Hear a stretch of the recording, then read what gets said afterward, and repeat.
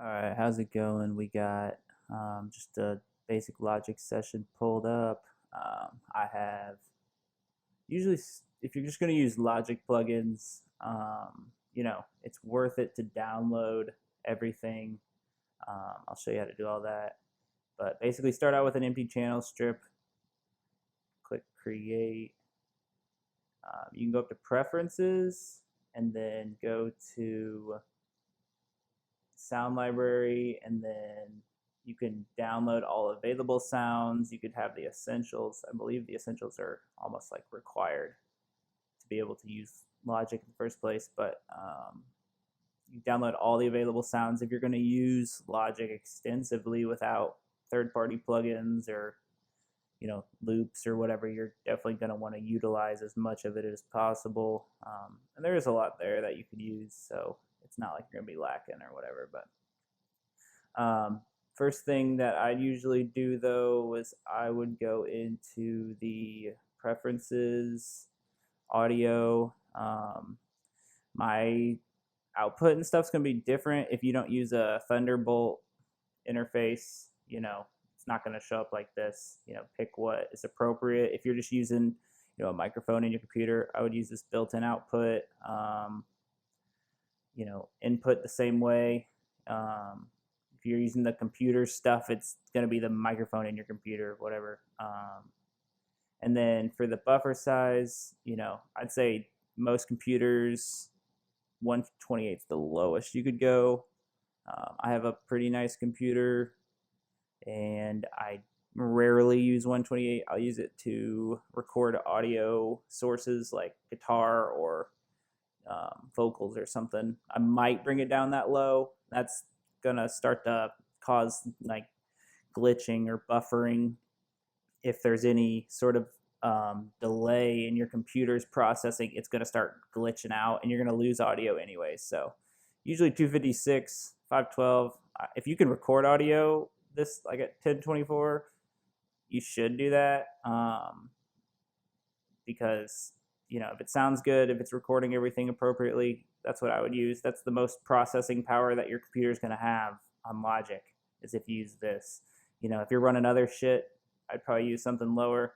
But if you can, I'd use that 1024 just to make sure that you have like the appropriate settings. And then this is, I think a lot of people have different agreements on that. This is what my settings are as far as everything else. I'd say these are the more important ones. Summing, you can turn that down if you're getting too much.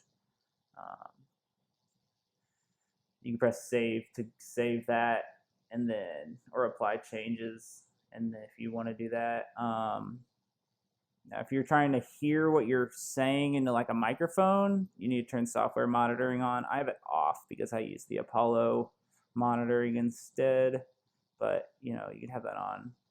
Some of these settings you can watch videos on what is what. This is for like bouncing and stuff.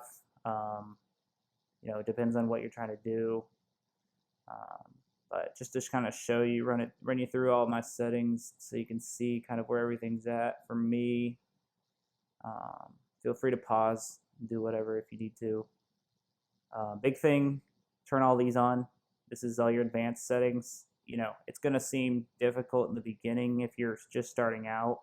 It's going to be a lot of stuff, but you're going to want to see all that intricacy to kind of know, what's available. And then as you learn more, you can start to apply those things.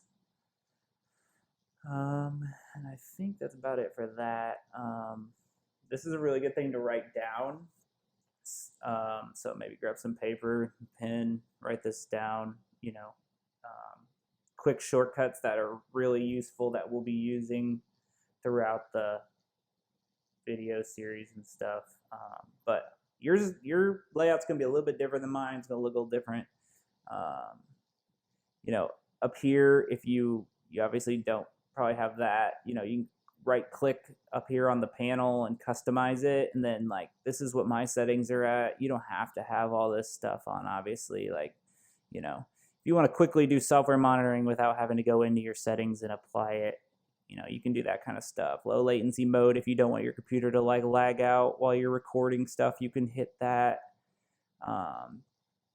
different other tools that can be used. You don't have to have them on there. And then to get this wide display, use this LCD setting at like custom and then just turn everything on, because at first it's going to be one of these. So you can do that.